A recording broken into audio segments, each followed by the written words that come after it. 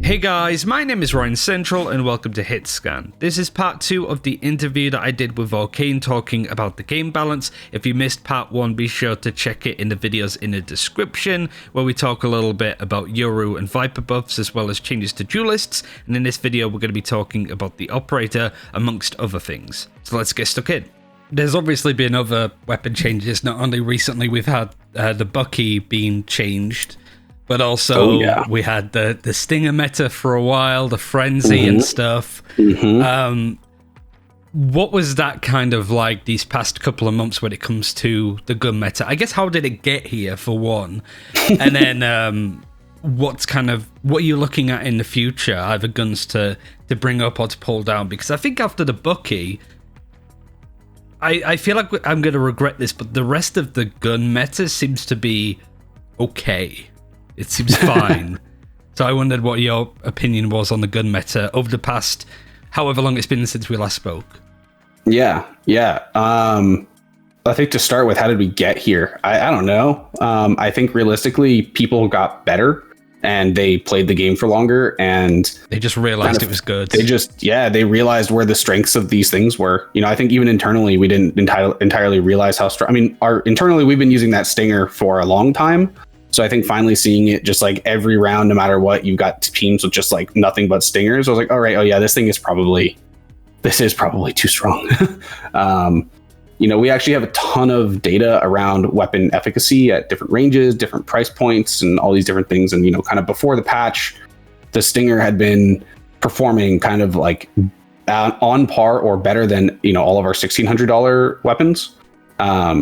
So it was like, this thing is probably too strong. You can like clearly see it in the data, and on top of all of the sentiment around it. So that was like a super easy one for us to try to go and tackle.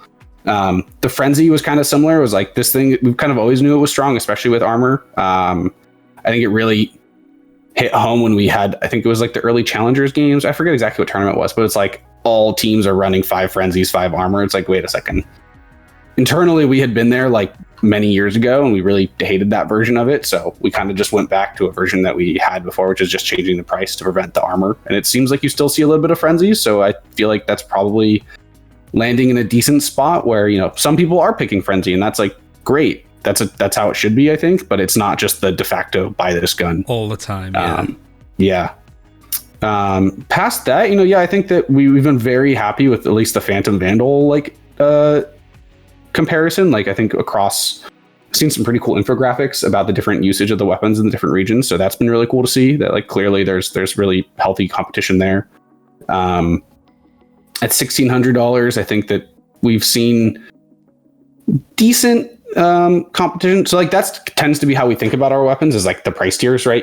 What you spend it when you have this much money, what can I buy? So I think $1,600 are pretty good. The Spectre is probably the favorite there just because of its versatility. I think that people are probably sleeping on the Ares a little bit. That gun is absolutely foul. The Judge is, I think we've seen that be extremely effective as well. But it's a little bit sharper in when you use it, but it's definitely doing its job.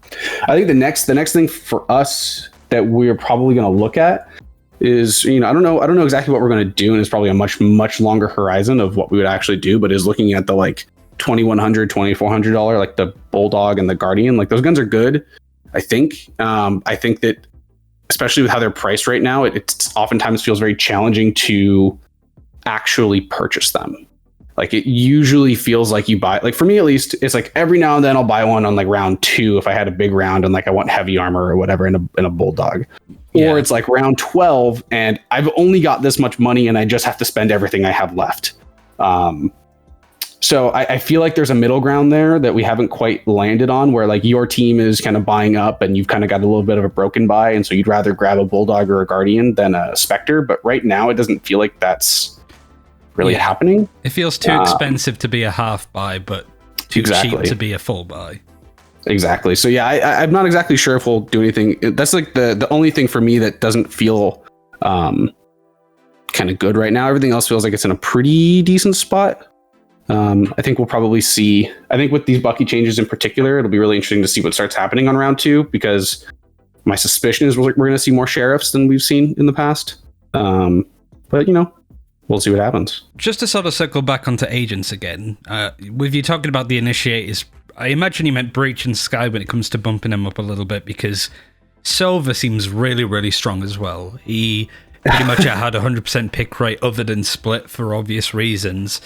Yeah. I know last time you said you weren't really interested in looking at him at all to bring some of this kit down. Is that still the same mantra, or now that we're starting to see more agents come in, are you going, Silver shouldn't have this much real estate over the game, but I guess he's the only one that does what he does? Silver's an interesting one. He's definitely on our radar.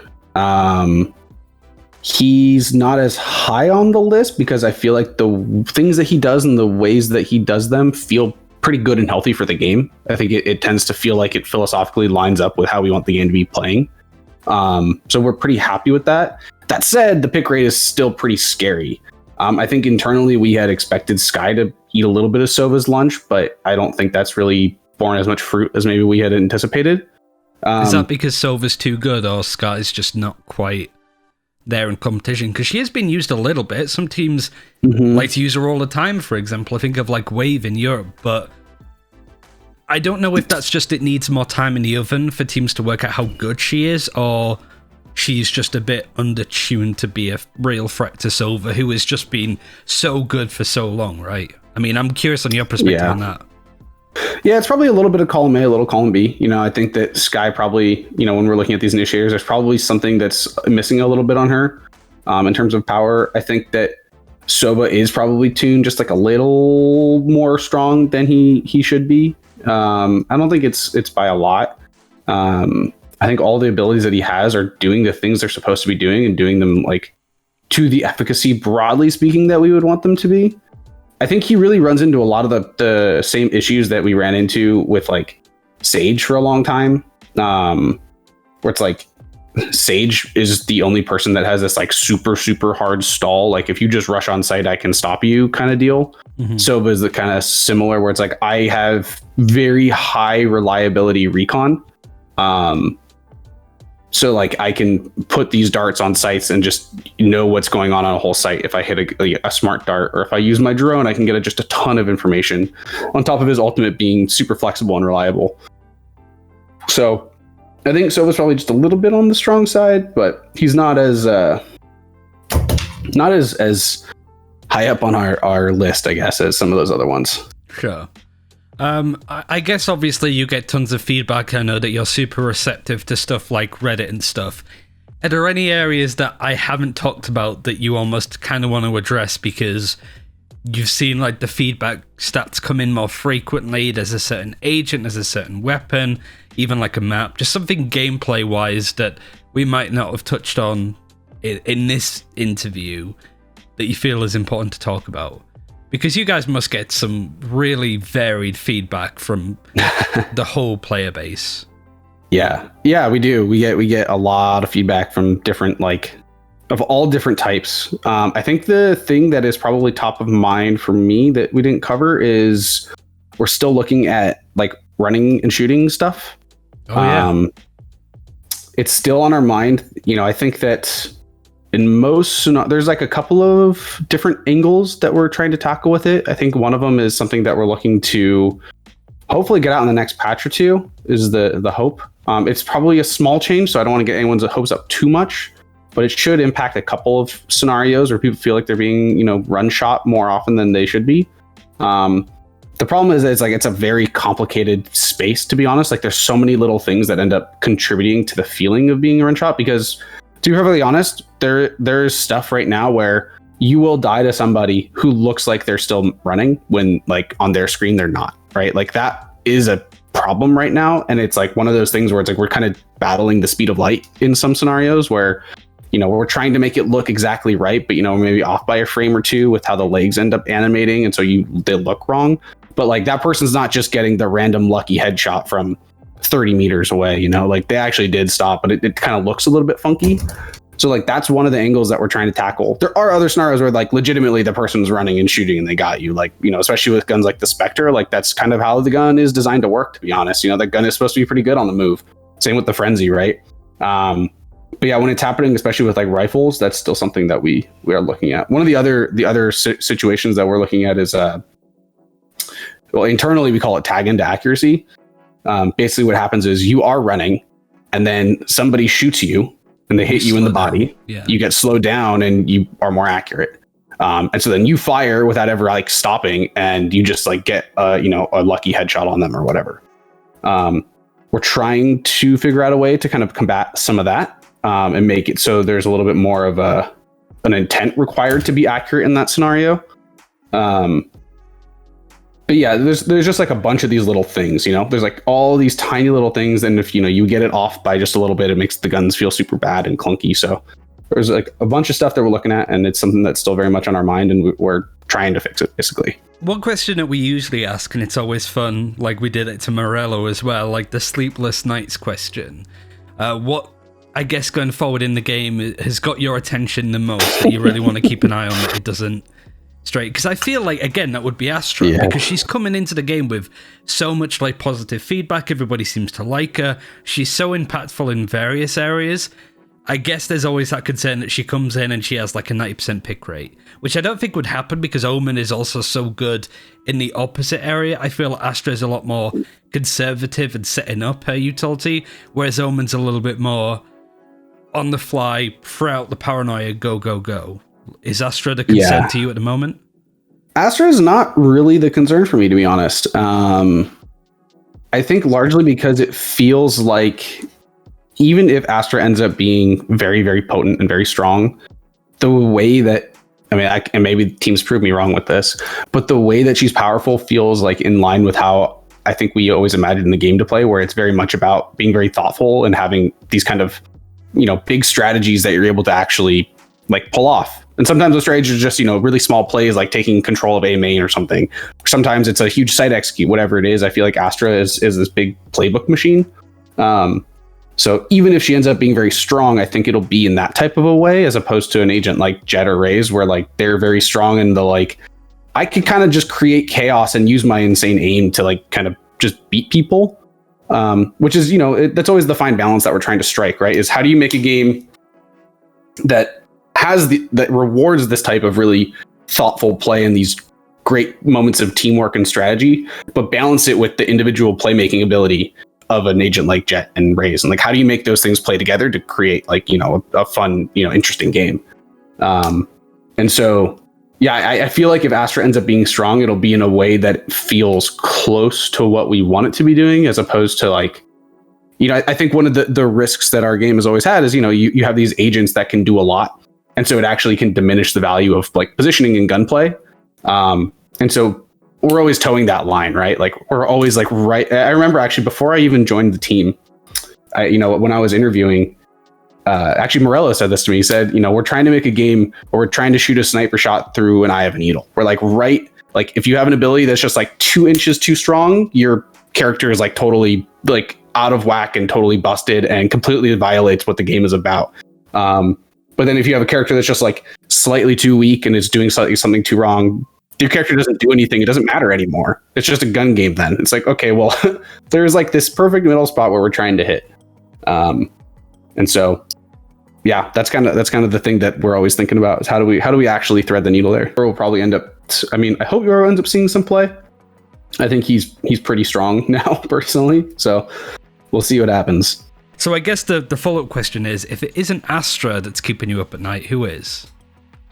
It's probably Jett and Raze, the two of them.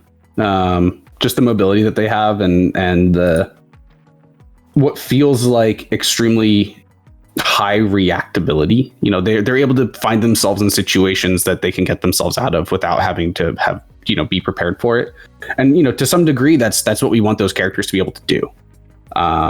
But they are the characters that feel like they kind of maybe, intentionally they violate some of the like those like tactical rules of like, if I'm in a bad spot, it's a bad spot and I can be caught out. Like that's what they're supposed to do, but are they doing that too much and are they bringing too much to the table in that regard?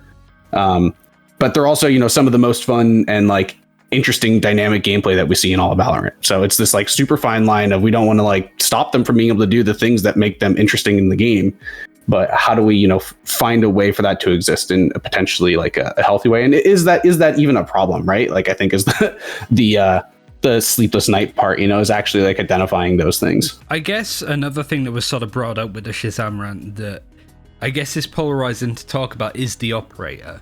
Shazam saying it's the most polarizing gun in VALORANT, right?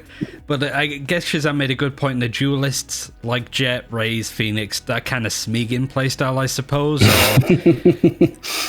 It's shut down super well by the operator that can hold an angle and basically get a frag if people just try to hold W into it. But the operator, after its nerfs late last year, doesn't have the same impact. And some pros are saying that it should be buffed in order to be that ward, I suppose it should be on defense. I know a lot of people will be angry with me asking that, but like, what is your perspective on the operator, and are you looking to give it some of its impact back? Because a lot has changed in the game since it was nerfed. Like, Breach got another flash, Sky's being added into the game, Yori's being added into the game, more smokes with Astra. Is that something that you might come back to with the op? It's definitely something we're thinking about, just to call a spade a spade. I don't know exactly what our solution will be, but we're definitely looking at the op for that reason of, the op is supposed to be this scary ass weapon, right? It's supposed to sit on an angle and make it so that if you just dry peek, you're in trouble. Like, that's exactly what it's supposed to be against. I think it still, broadly speaking, does that. I think that there's some questions around some of the other pieces of it, especially with the regards to like the situations that people are put into our game. Like, I think especially at the higher level, you're not really seeing a lot of, you see a little bit of just people dry peeking angles, but a lot of times the bigger things are, you've got 7 pieces of utility dropping on the site with breach flashes and jet smokes and a nade flushing out this spot and a Sova dart coming in over the top. Like, you're oftentimes put into situations like that, where if you have an op, that's a really, really, really tough situation to be in. If you have a rifle, you can maybe shoot the dart, you shoot the boomba that's coming in, you can then still have ammo to flick up to the jet that's like falling on top of your head or whatever. That's not really possible with an op. And it's never gonna be possible with an op. That's not the the direction to take it. But I just think that there is probably something about the op that we're gonna look at making adjustments to. I don't think it'll be big. I don't think the op's terribly far off. But it's definitely something that we're looking at. Because we do want it to be this it is an important weapon. And, I know that it's going to be whatever we do to the op, whether we make it stronger or weaker, it doesn't actually matter what we do to it. It's going to be hugely polarizing, generally speaking. It is the most painful weapon to fight against, but it's also in many ways the most important weapon in the whole game because of what it does to the game, and because it is that tool that really forces you to have to use your abilities. And that's really what we want. It forces you to use your abilities and work with your teammates. So that's, what we want the op to be doing. And I think it's doing that. Is it doing it well enough? Maybe not. It's really like right there. And so whatever changes we want to make will probably be pretty small, but hopefully impactful, especially at the higher levels. It's definitely something that we're very aware of. I think the other thing that often gets talked about is like Jett and the operator, right? You very rarely just hear about the operator. It's Jett has the operator. And, realistically, that's not something that we are trying to address specifically. What Jett does is unique. But when we think about balancing the gun, we're not trying to balance it just around her. We're trying to balance it around the whole cast. Obviously, that she's very good with that gun for obvious reasons. But we definitely don't want it to just be like, only Jett can op. That shouldn't be the way the game feels, in my opinion. I think one of the biggest community ideas about Jett opping is that changing Jett to the point where she can only dash in a direction she's looking in. So if she's holding an angle, she has to turn to look away to then dash to safety, as opposed to, holding W or holding W, holding S or holding D to sort of get out of there. Like, is that something that you've seen and considered, or is that just kind of one of those, it's a good idea in principle, but it won't work for X, Y, and Z reason?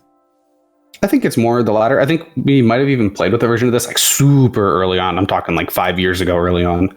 But realistically, what happens is that anybody that's a highish level player, it doesn't actually change how fast they can get in or out of a spot. They're able to whip their mouse around fast enough that it doesn't matter, basically.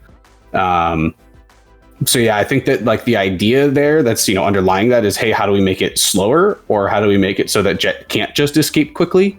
I don't know. Yeah, we've tried versions of that. I think that it's probably not something that we'd be willing to look at right now. Be my gut. And that's it for this time. Thank you very much for watching. That's all of the interview and stuff, so be sure to check out both videos and let me know if you have any other questions that we might ask them in the future. Thanks again for watching. Take care. We'll see you next time.